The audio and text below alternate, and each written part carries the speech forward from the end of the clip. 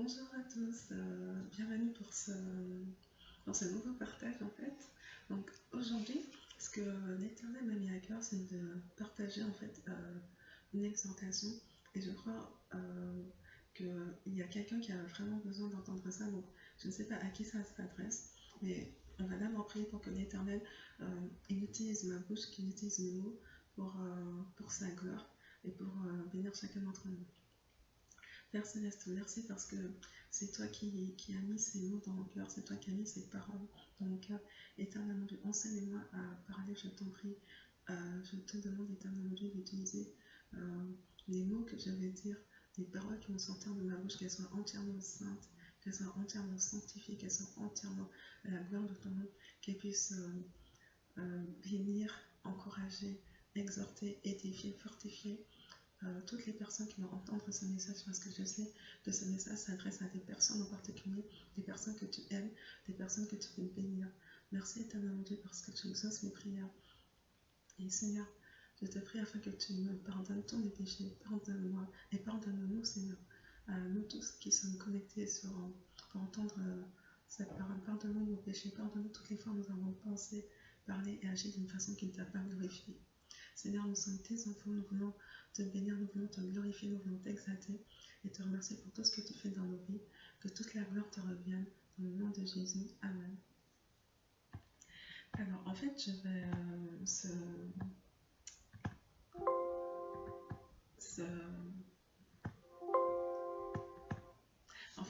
ces paroles, en fait, Dieu me les a mises à cœur depuis il y a environ 2 jours. Et donc, j'ai pris des notes. Et donc là, je vais simplement lire les notes pour vous. Alors, soyons de ceux qui bénissent et prient pour que les mariages chrétiens réussissent, au lieu d'être envieux et jaloux de ces mariages. Il faut comprendre en fait qu'il y a des satanistes qui jeûnent et qui font des incantations pour détruire les mariages chrétiens.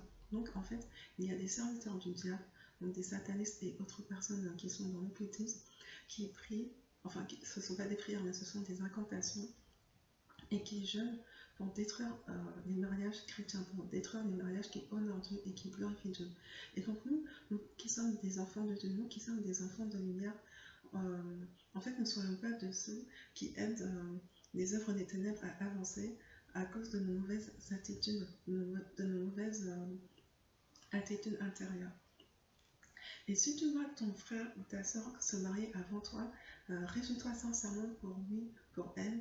Prie et bénis ce mariage et propose ton aide même pour l'organisation de la célébration du mariage, et même pour plus tard, pour une fois que le mariage sera établi, tu peux prier pour ce mariage, tu peux porter ce mariage devant Dieu. Parce que les mariages, en fait, surtout les mariages chrétiens, subissent beaucoup d'attaques. Parce que le mariage est très précieux aux yeux de Dieu. Le mariage, en fait, c'est le fondement même, c'est la base de la famille. Une fois que deux personnes sont mariées, la Bible dit que un peut en chasser 1000 et deux peuvent en chasser 10 000. Donc quand deux personnes sont unies dans un mariage chrétien, par leur prière, par leur communion avec le Saint-Esprit, elles peuvent détruire beaucoup plus les œuvres des ténèbres. Et donc nous sommes des chrétiens en fait, qu'on soit mariés ou célibataires, on doit vraiment comprendre quel est l'esprit de Dieu, quelle est la volonté de Dieu pour le mariage, et donc bénir les mariages et prier pour les mariages, et non pas avoir des attitudes jalouses en plus, parce que le diable il peut passer par là pour faire avancer son plan diabolique.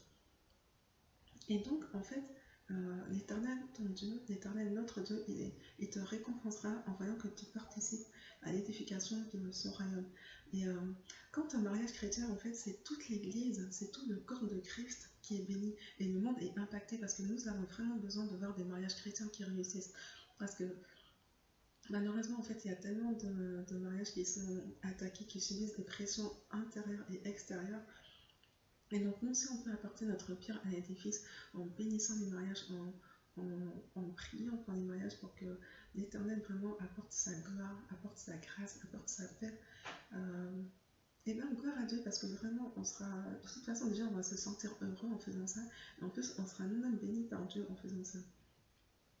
Et Et en plus, ça fait avancer le royaume de Dieu. Parce qu'une fois qu'une famille est chrétienne, une fois que deux personnes sont mariées et qu'elles engendrent des enfants chrétiens, alors voilà, c'est toute une famille chrétienne qui est forte.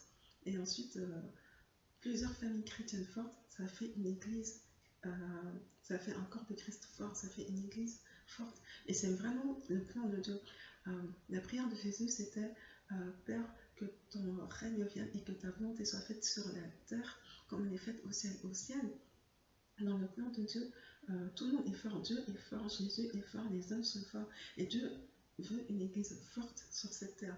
Et donc, une église forte est composée de femmes fortes et de femmes chrétiennes fortes et d'hommes chrétiens forts et d'enfants chrétiens forts.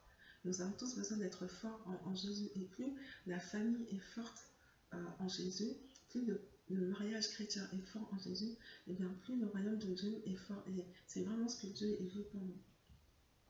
Et donc, je prie que l'Éternel t'accorde ce que ton cœur désire selon sa volonté pour ta vie, dans le nom de Jésus. La Bible dit que tous ceux qui espèrent en Dieu ne seront pas confondus. La Bible nous dit aussi réjouissez-vous avec ceux qui se réjouissent et pleurez avec ceux qui pleurent. Donc, même si ça fait longtemps que tu attends cette promesse de Dieu qui va se réaliser, en attendant, ne deviens pas aigri, ne deviens pas jaloux et envieux. Demande vraiment à l'Éternel sa force pour penser comme il pense, pour avoir les sentiments qui étaient en Jésus-Christ. Parce que la Bible dit que la Bible dit, ayant les sentiments qui étaient en Jésus-Christ, qui n'a point regardé comme une proie à arracher d'être égal avec Dieu. En fait, Jésus, Dieu lui a donné un statut égal à lui-même. Jésus est Dieu. Et pourtant, quand il est venu sur terre, la Bible dit que Jésus, il était soumis à son Père Céleste. Et quand c'était l'heure d'aller sur la croix, Jésus de lui-même, il n'avait pas envie d'aller sur la croix. Mais comme c'était la volonté du Père Céleste qu'il aille sur la croix, donc Jésus a accepté. Il s'est soumis en fait. Il s'est pas dit... il n'a pas dit en fait, non, moi aussi je suis Dieu, t'es pas le seul qui est Dieu, le Saint-Esprit est Dieu, moi je suis Dieu, donc là je n'ai pas envie d'aller sur cette croix, j'y vais pas. Jésus, il aurait très bien pu faire ça, et gloire à Dieu, gloire à Jésus qu'il n'a pas réagi comme ça. La Bible dit il n'a pas regardé comme une proie à arracher d'être égal avec Dieu, mais il s'est humilié en se rendant obéissant jusqu'à la mort, et même jusqu'à la mort de la croix. Donc à chaque fois, il y a eu plusieurs étapes dans la vie de Jésus où il a dû renoncer à lui-même, il a dû renoncer à sa propre volonté. Et quand j'ai analysé, quand j'ai réfléchi, je me suis dit, mais en fait, la volonté de Jésus, elle était légitime. Il voulait simplement vivre, il ne voulait pas être torturé, maltraité par des personnes méchantes, par des personnes cruelles. Et donc ça, c'est un désir légitime de tout être humain. Mais ce désir, en fait, cette volonté, elle était en opposition avec la volonté de Dieu. Et le fait, si Jésus avait agi sur cette volonté-là, c'est là que ça aurait été un péché. C'était pas un péché d'avoir une volonté contraire, parce qu'en fait, finalement, c'était naturel, c'était tellement compréhensible quand il a vu ce qu'il attendait, quand nous-mêmes on sait maintenant tout ce qu'il a subi sur cette croix, mais quel être humain normal voudrait subir quelque chose de pareil? Donc Jésus était humain, donc c'est normal qu'il ne voulait pas subir ça. Mais en même temps, il voulait que la volonté de Dieu se fasse. Et donc il a dit, toutefois, non pas que ma volonté se fasse, mais que ta volonté se fasse. Et donc, Jésus a accepté de mourir à lui-même, il a accepté de renoncer à lui-même, et il a fait la volonté de Dieu. Et donc, il a renoncé à sa propre volonté pour obéir à la volonté de Dieu. Et ton tour pour le mariage, ton tour pour la promesse que tu attends, ton tour pour tout ce que tu espères en Dieu viendra certainement. La Bible nous dit, car c'est une prophétie dont le terme est déjà fixé. Si elle tarde, attends-la, car elle s'accomplira certainement. Ton Père Céleste, notre Père Céleste, t'a fait une promesse. Et Dieu n'est pas un homme pour mentir, ni fils de l'homme pour se repentir. Dieu n'est pas un menteur. Sa promesse va s'accomplir certainement dans ta vie. Simplement, continue toi d'avoir foi en lui et de lui faire confiance. Dieu ne te délaissera point, il ne t'abandonnera point. Il t'aime vraiment et se soucie de ton cas, au point de m'avoir envoyé moi. Je ne te connais même pas, je ne sais même pas à quoi tu ressembles physiquement. pour te dire ces paroles avec cette vidéo, avec ce message, parce que vraiment c'est l'Éternel qui m'a mis ça à cœur. J'étais dans un moment de communion avec Dieu et l'Éternel a déposé ces paroles en moi. Et donc je le partage avec toi maintenant.